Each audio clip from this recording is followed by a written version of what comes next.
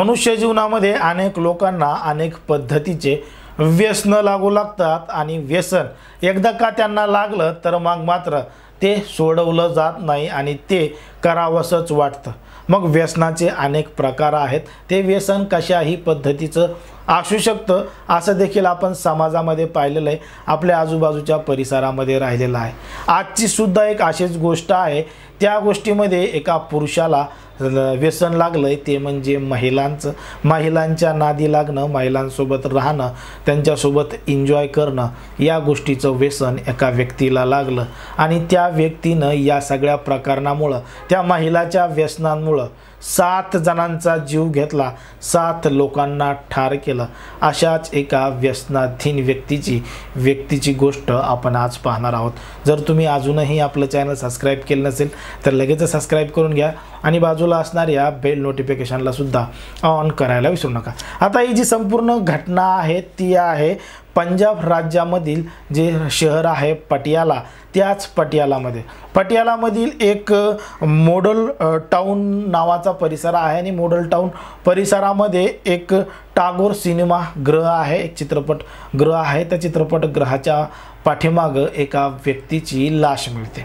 आता त्या एका व्यक्तीची लाश त्या ठिकाणी पडलेली असते, थोडी झाडाझुडपामध्ये असते आणि त्या ठिकाणी एक व्यक्ती गेल्यानंतर त्या ठिकाणी त्या लाश दिसते आणि तो आरडाओरड करू लागतो आणि आरडाओरड केली की मग त्या परिसरामध्ये सगळे लोक जमा होतात आणि मग बघता बरीच गर्दी त्या ठिकाणी जमते आणि मग त्यापैकी काही जण पोलीस स्टेशनला फोन करतात, घडलेला संपूर्ण प्रकार सांगतात। आता पोलीस सुद्धा घटनास्थळी येतात। शहराच्या मध्यभागी एका सिनेमागृहाच्या पाठीमागं अशा पद्धतीची लाश मिळाली म्हणून पोलीस सुद्धा हैराण असतात, परेशान असतात। आता पोलीस त्या मृतदेहाची ओळख पटवण्याचा प्रयत्न करत होते, पण ते जो मृतदेह होता त्याचा चेहरा मोठ्या प्रमाणात बिघडून टाकण्यात आला होता, त्याचा चेहरा सुद्धा ओळखू येत नव्हता।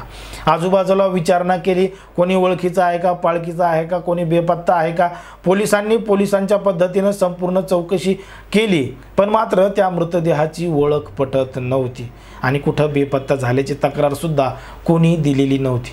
मग तरी सुद्धा पोलिसांनी तो मृतदेह ताब्यात घेतला, पोस्टमॉर्टमसाठी सरकारी दवाखान्यामध्ये पाठवला। त्या लाशची पूर्ण तलाशी घेण्यात आली तर त्याच्यामध्ये काही आयडेंटिटी कार्ड सापडलं नाही, काही ओळख पटेल असं सुद्धा काही सापडलं नाही, मोबाईल नाही, पॉकेट नाही, काहीच नाही। पण जेव्हा पोलिसांनी अजून तपासून पाहिलं, फक्त त्याच्या खिशामध्ये एक व्हिजिटिंग कार्ड सापडलं। आता व्हिजिटिंग कार्डवरून एखाद्या माणसाची ओळख कसं काय पटू शकते, पण तरीसुद्धा पोलिसांनी प्रयत्न सोडले नाही, कारण की ते व्हिजिटिंग कार्ड हाच एकमेव क्ली होता की या व्यक्तीची ओळख पटवण्यासाठी।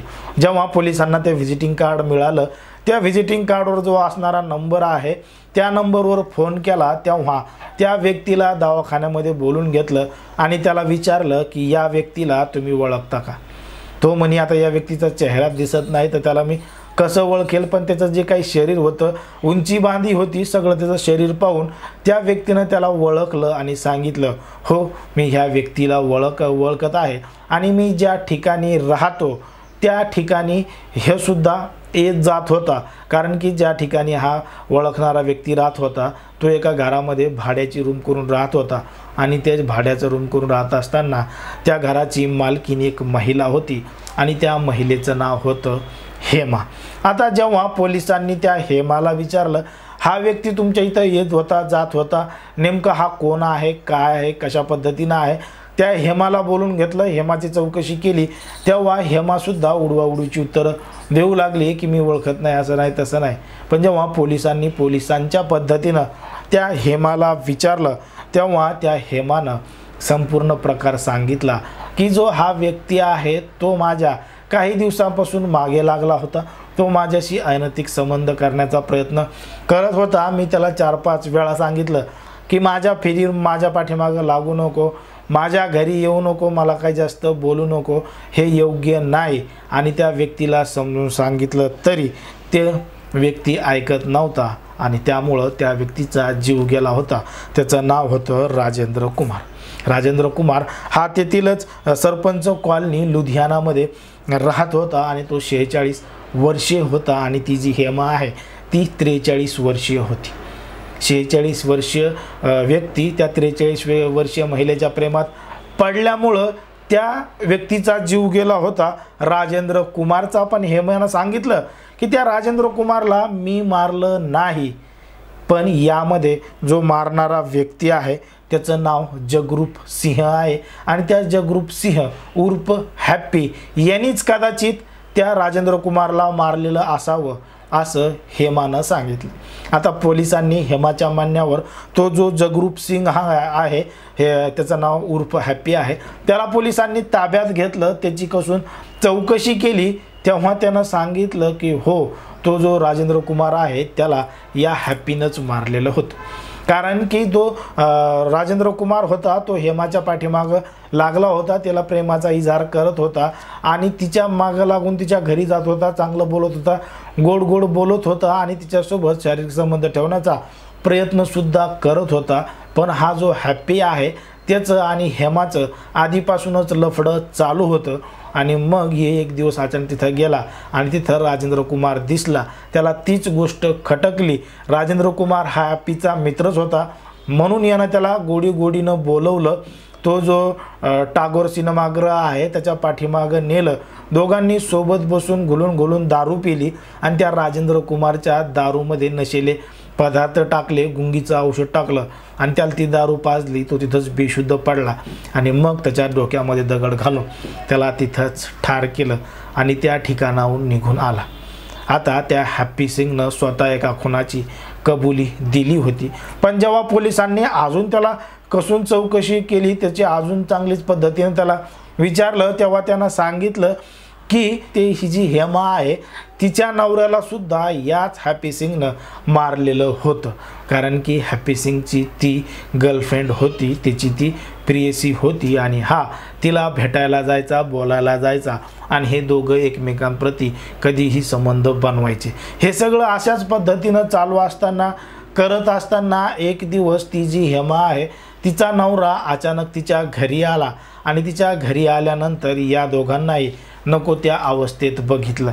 मग नको त्या अवस्थेमध्ये बघितल्यानंतर या हॅप्पी सिंगनं त्यालासुद्धा त्याच ठिकाणी एका धारदार शस्त्राने ठार केलं आणि त्याचा मृतदेह लांब नेऊन एका नदीमध्ये फेकला. नदीमध्ये फेकल्यामुळं तो मृतदेह कोणालाही सापडला नाही, त्याची काही तक्रारही दाखल केली नाही, गुन्हाही दाखल झाला नाही. कारण की ती हेमा या व्यक्तीच्या प्रेमात पडलेली होती म्हणून तो गुन्हा कधीही उघड झाला नाही. अशा पद्धतीनं त्या हॅप्पी सिंगनं 2 खून केलेले होते. जेव्हा अजून कसून चौकशी करण्यात आली तेव्हा एका अजून महिलेचं नाव आलं आणि ते म्हणजे गुरप्रीत सिंग नावाच्या महिलेचं. गुरप्रीत सिंग नावाच्या महिलेसोबत सुद्धा या हॅप्पी सिंगचे संबंध निर्माण झाले होते आणि हॅप्पी सिंगसोबत संबंध ठेवत असताना ती जी हेमा होती ती मात्र या गुरप्रीत सिंगला विरोध करत होती आणि करत असताना या दोघांमध्ये पुन्हा वादविवाद तणाव निर्माण झाले. पण ती जी हेमा होती तिच्याकडे जरा पैसे चांगल्या पद्धतीनं होते आणि त्या हेमानं या हॅप्पी सिंगला सांगितलं की तुला त्या महिलेबरोबर संबंध तोडावे लागतील, तू जर नाही तोडले तर मी जे या अगोदर तुझ्यासोबत केलंय किंवा तू जे तिच्या नवऱ्याला जे मारलंय ती पोलिसांना सांगेल. अशा पद्धतीनं धमकी देऊन ती जी गुरप्रीत सिंग महिला होती तिलासुद्धा ठार करण्यामागं हेमाचा आणि या जगरूप सिंहचा हात होता. आता त्यांनी हे 3 खून केले होते. जेव्हा पोलिसांनी त्याला अजून विचारलं की तो अजून नेमकं काय केलेलं आहे अजून विचारलं तेव्हा त्यानं सांगितलं की ती जी गुरप्रीत सिंग जी महिला होती त्याची दुसरी बायको किंवा दुसरी गर्लफ्रेंड तिच्या नवऱ्याला सुद्धा याच हॅप्पी सिंगनं मारलेलं होतं. कारण की पहिलं तिची हिच्यासोबत जमलं होतं आणि हिच्यासोबत असं सगळे संबंधामध्ये असताना बोलताना हे करताना तिच्या नवऱ्याला सुद्धा ही गोष्ट माहीत झाली आणि माहीत झाल्यानंतर त्यानं त्याचा काटा काढला आणि त्यालासुद्धा अशाच पद्धतीनं ठार केलं. एका लांब जंगलामध्ये नेऊन फेकलं ठार करून. त्यामुळं ती जी महिला होती गुरप्रीत सिंग तिनंसुद्धा तक्रार दाखल केली नाही, नवरा बेपत्ता आहे किंवा कायदेशीर कारवाई केली नाही म्हणून तो खूनसुद्धा लपून राहिला, तो खूनसुद्धा उघड झाला नाही. अशा पद्धतीनं यानं आत्तापर्यंत 3-4 जणांचे खून केले होते, त्यांना ठार केलं होतं। जेव्हा पोलीस त्याचा अजून तपासच करत होते, त्याला अजून कसून विचारत होते, पोलिसांना एक एक धक्कादायक गोष्ट माहीत होत होती।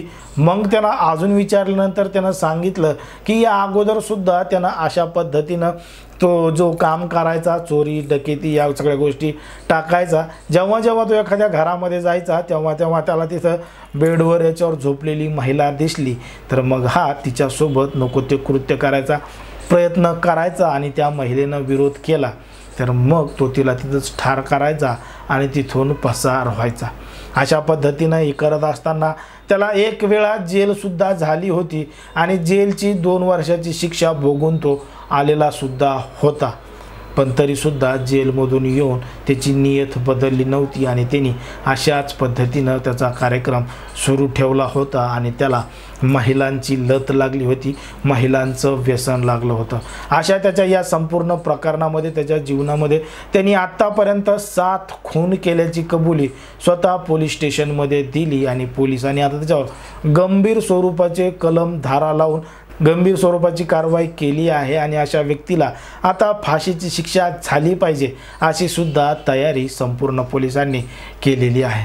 पण जर आपण पाहिलं तर देशामध्ये, राज्यामध्ये, समाजामध्ये कशा पद्धतीने समाजकंटक फिरू शकतात, एकमेकांचं आयुष्य उद्ध्वस्त करू शकतात, कोणाला कशा पद्धतीचं व्यसन लागतं तर कोणाला कशा पद्धतीचं व्यसन लागू शकतं आणि त्यामधून किती धक्कादायक घडू शकतं हे आपल्याला या संपूर्ण प्रकरणावर, या संपूर्ण घटनेवरून लक्षात येतं। आता ही जी संपूर्ण घटना घडलेली आहे ती आहे 30 डिसेंबर 2017ची। 30 डिसेंबर 2017लाच तो जो राजेंद्र कुमार आहे त्याची डेड बॉडी त्या ठिकाणी मिळाली होती आणि त्या डेड बॉडीमध्ये फक्त एक व्हिजिटिंग कार्ड मिळाल्यामुळं हा जो आरोपी आहे जगरूप सिंह उर्फ हॅपी सिंह याला पोलिसांनी अटक केली आणि तिथूनच या संपूर्ण घटनेला उलगडा झाला।